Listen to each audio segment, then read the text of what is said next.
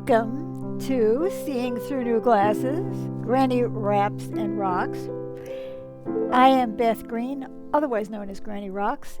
And I am James Maynard, otherwise known as the Songbird. And I'm handling the chat tonight. So glad you could join us. Please talk to us.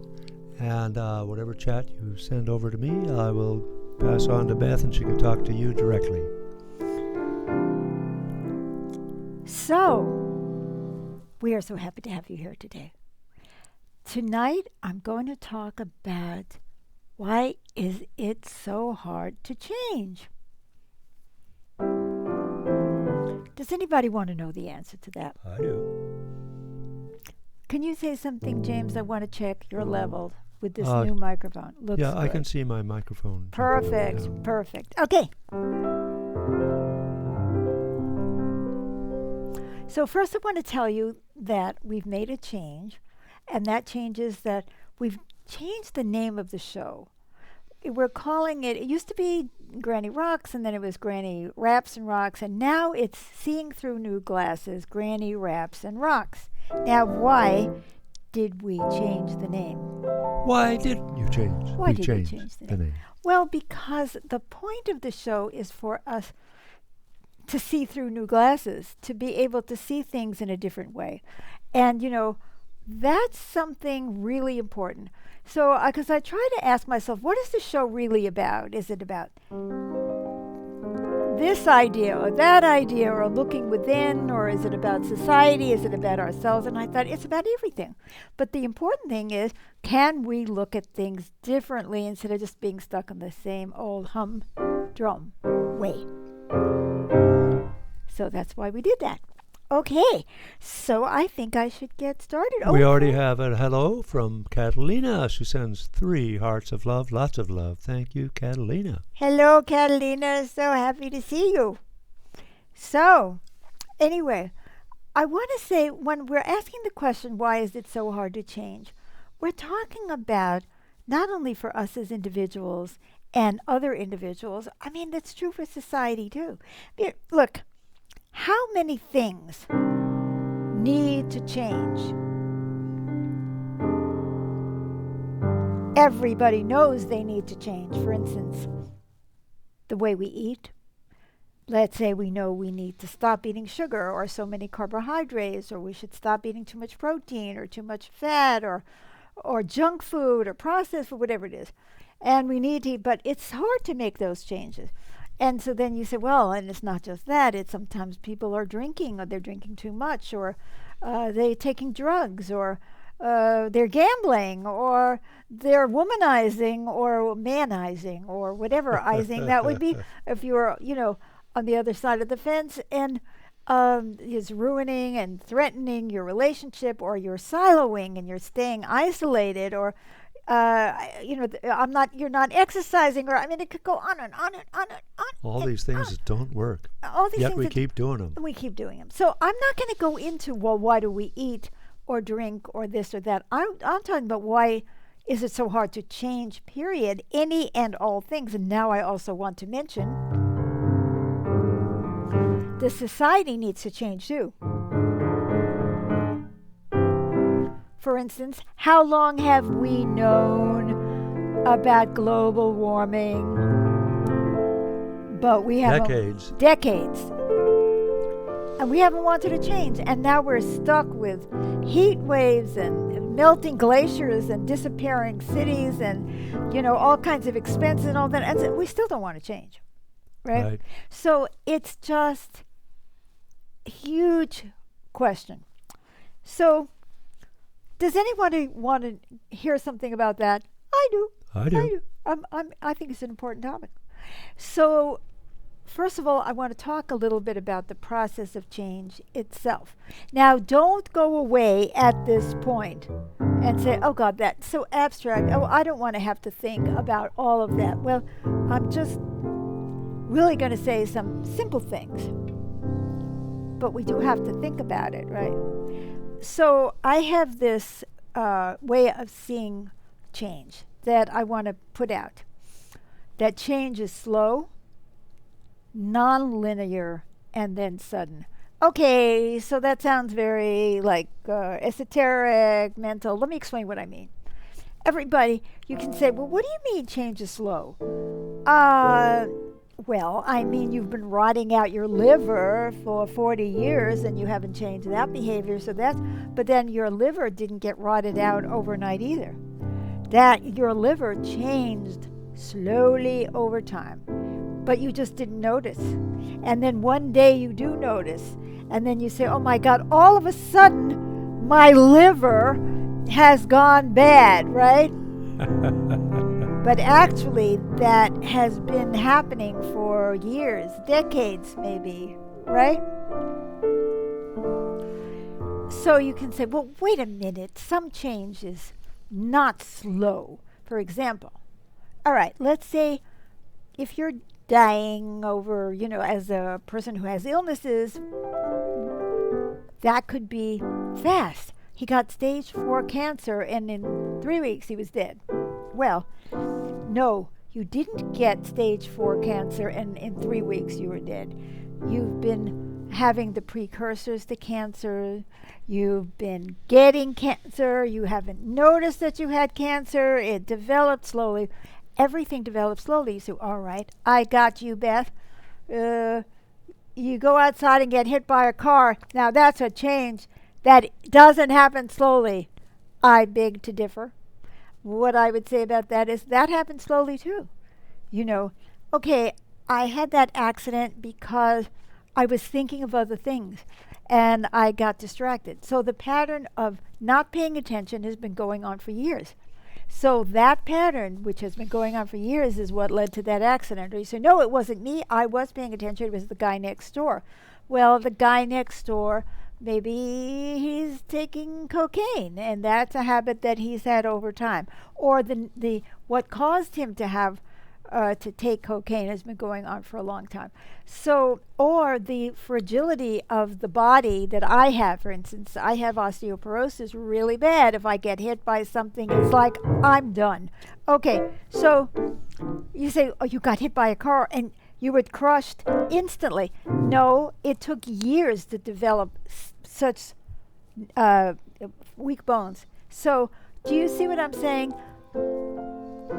All change is slow and gradual. Now, what about the second part? That change is nonlinear. Nonlinear, it means it's up and down and in and out and back and forth. I mean, do I have to tell you? It's like, I've made up my mind I'm going to do this, and I'm not going to have that cigarette right now. But 5 minutes later, it's like, well, maybe just one. Or 1 pack. Or 1 gallon of wine. Or whatever. Or 1 quart of ice cream. Or, that won't hurt. So anyway, it's very hard. Change does not just happen like, I'm really working on being sweeter, nicer. Yeah, I'm really working on being nicer. You know what I'm saying? So then, I'm gonna meditate and so you see, this is the way it is in life. We go up and down, we go in and out. Sometimes it could take us years to stop a habit or create a new habit because we keep getting grabbed by that habit. Now, I'm going to go into more of a different angle of this, but you'll see how it all fits together in a minute.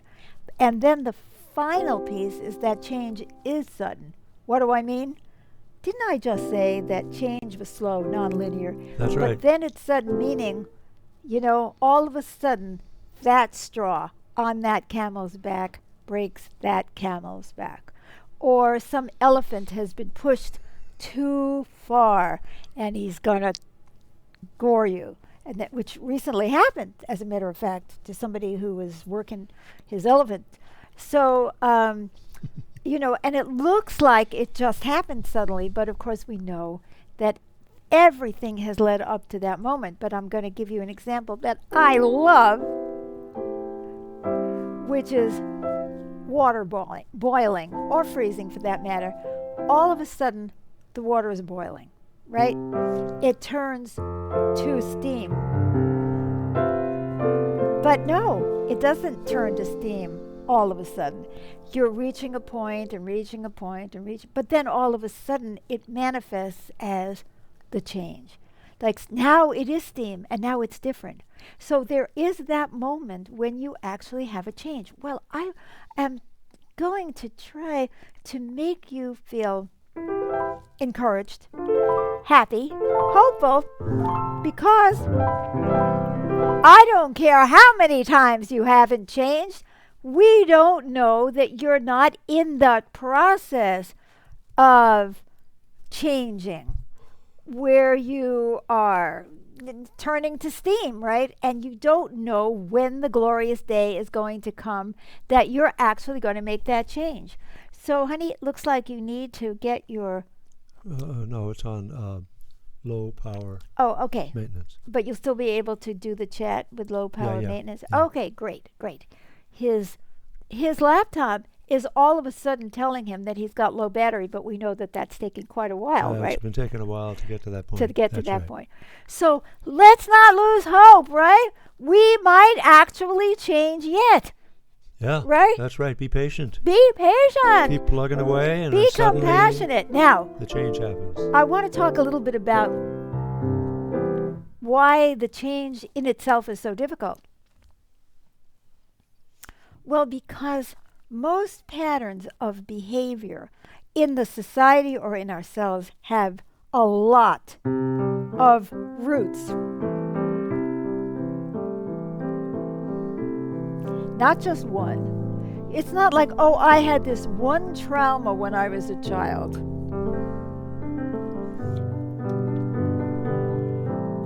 I guess not, James. He'll be right back with his charging cable. Okay. So that was a sudden change. All of a sudden, his computer died, and you're in the pre-boot performance checkout. Anyway, so if you're making a comment right now, I won't see it yet until he gets his battery charger, his cable. Okay. So things have a lot of roots. So certain kinds of things have many, many roots that go in many directions. And some only have a couple of roots, or occasionally you have just one root, right? And if you pull out that one root, boom, you've got to change. But supposing your issue has more than one root,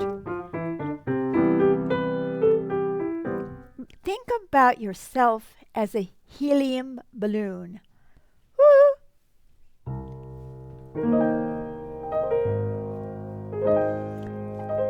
And you just want to go flying. But some 3-year-old with a string is holding you. All it takes is one 3-year-old with a string to hold that helium balloon, and it goes, right? So, in fact, most of us have many, many roots. Let's say you've had a trauma as a child, and then you have a similar trauma, and then a similar trauma, and a similar trauma, or another trauma that feeds into that same trauma. Well, for example, let's say you were molested sexually as a child by someone who was brutal and mean to you, and then you were treated badly by your parents when they found out about it, or they blamed you. Now you have another trauma around the same thing. Or you're older and you go to the police and they tell you it would have been better if you had died, which is what happened to me when I was raped at knife point. The police said, "Did you struggle?" I said, "I was tied up with electrical wire. What did you expect me to do?" And they said, "Better if you had died." So you see, there's another trauma on top of the trauma of having been raped at knife point. So anyway, and then, your boss is chasing you around the desk, and then men treated you like a sex object, blah, blah, blah, blah, blah. By the time you're done, you've got so many roots for your reaction to your own sexuality. Oh, look, we Look have here, some we people. have a number of comments. Elizabeth says, I'd like to know. Oh, thank you, Elizabeth. And she also says hi and sends Hi. love. Karen says, and hello, you too, from me. And hello back Sends to a you. heart of friendship. Yes. And Amy says, thank you, Beth and James. This is a terrific topic. I'm especially waiting to hear more about compassion and understanding about the changes we don't make, even when we know it will be of benefit to us and others. Yes. We weren't getting the comments before. I guess it's because your laptop was dying. I guess so. Oh, and look, there's Robbie.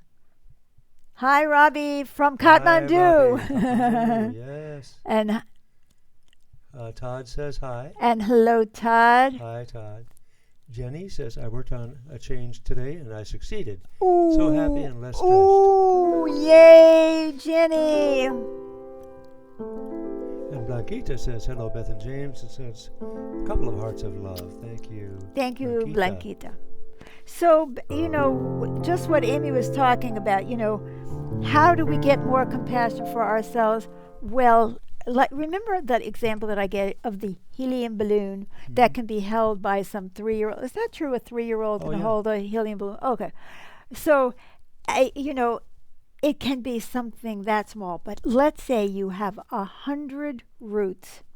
100 roots of a particular reaction, like to your sexuality or fear of people or fear of situations or lack of confidence in yourself, and each one of those has 100 roots, 1,000,000 roots, right? So you go to counseling and you say, Beth, I've got a problem. Can you help me? And they say, okay, well, let's look at the roots of this problem. And we get rid of that root, and then you still have the same problem, and you say, what's wrong with you, Beth?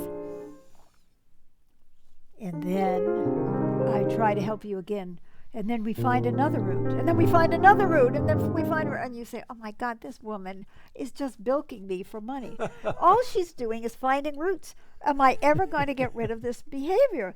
And I'll say, well, you still have one root left, or 10 roots, or 100 roots. I don't know until we get through them all, right? What are we going to do? Because now, if we were going to be looking at things that have a lot of roots, and they're pretty large, sometimes the last couple of roots can just go, you go yank. I'm sure when the dentist is pulling a tooth, and I know nothing about dentistry, so please don't quote me on anything that I'm going to say about teeth. But, they're working away, and they're working away, and then working away, and finally they go yank, and it comes out, right? They probably could have worked away at it for another 5 minutes, but they found the right moment, and they just pulled it out. So sometimes you may still have 25 roots of a behavior left, but you have developed enough strength, determination, and positive reinforcement for the change so that you can just end it. There's something I'd like to add to that. In my work as a hypnotherapist, I often encounter the problem of people not wanting to change because better to live with a known evil than an unknown one. So even though the prospect of change looks good, it's kind of scary. Oh, I couldn't agree with you more. I agree with that, and I haven't gone into why the changes are so difficult. Confronting ourselves, confronting our society, confronting the way we make a living, confronting the way we think, confronting the... now his volume is too low. James, Amy said your volume is too low. Well, you want to turn me up? I don't know. Okay, maybe you need to have that a little closer. Let's test him out. With Testing. 1, 2, 3. It looks good on this side. Okay. So hopefully this is better. On. So I totally agree with that. But you see what I'm saying? Those are roots. These are all the roots to why it's so hard to change. It's scary. It's this. It's all of these things. And a lot of these problems that person doesn't want to let go of are safety, security of the known. Exactly. But I agree with you. So what I'm saying is the things that you're talking about right now are the roots that keep you in that old behavior. Yeah, You like see what I wanting to mean? keep pleasing the parents. Wanting to keep pleasing. Those are the long roots. after the So I'm just speaking about the process itself. Okay, your volume? No, we haven't it's the heard same more. one. So what I'm saying to you is there are reasons. There are very good reasons that it's hard for us to change that have to do with our survival, our safety, our fears, things. Still too difficult to hear you, James? Wow. Why don't we turn up the gain a little bit more? Because it was going into the red. That's why I turned you down. And so was I. Testing. Okay. Anyway, I'm kind of at the end, but we'll check this out ourselves. But it's showing in the red, and when he goes into the red, that means he's too loud. So I keep adjusting it. So that's the reason. But anyway, back to the general idea. There's always reasons for our behavior. Our behavior is rooted in experiences, in things that we've learned from our society, in things that we've been taught by our parents, in things that we have been absorbed from our friends, in things that are held true in society, things that we may become physiologically addicted to.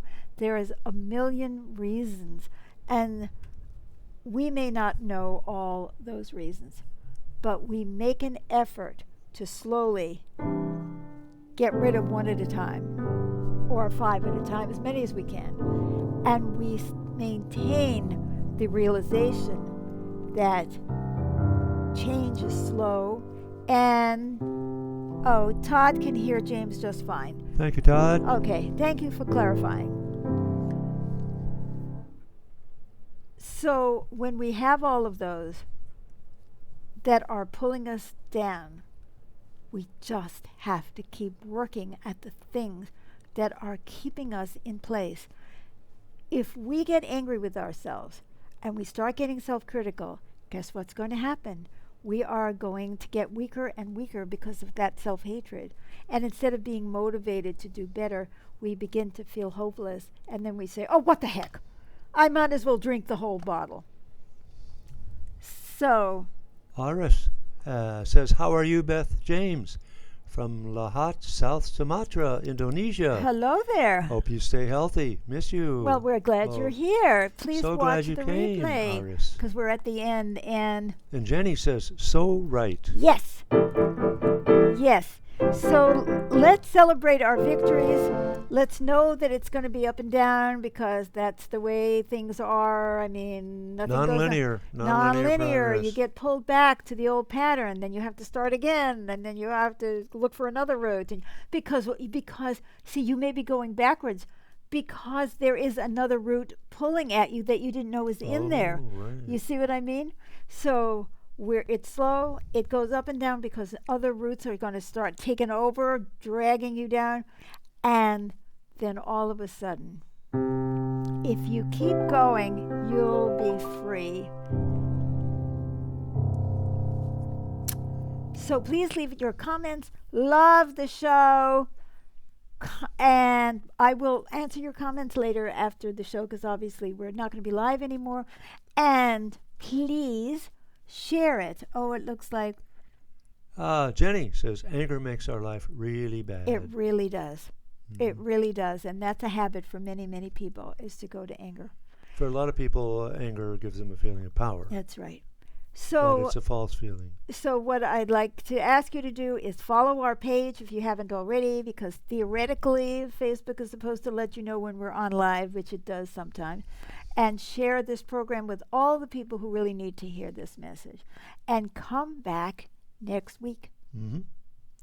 And what else is happening? Is there something tomorrow that you might want to tell them about? Oh, that's right. Well, we're coming back next Wednesday at 6:30 for the Seeing Through New Glasses Granny Raps and Rock Show. And tomorrow night is Magical Improv, where we play all kinds of music, and we are actually making it more like a variety of music, because I'm playing the special music on the Geno's. I call it heavenly music. Heavenly music and other kind of piano music and James singing, and we're going to have a lot of fun. So that is 7 p.m. Pacific time tomorrow. Yes. So that's it. Love you Okay. guys. Thank you so much. Bye for now. Thanks for coming. Bye-bye. Bye-bye.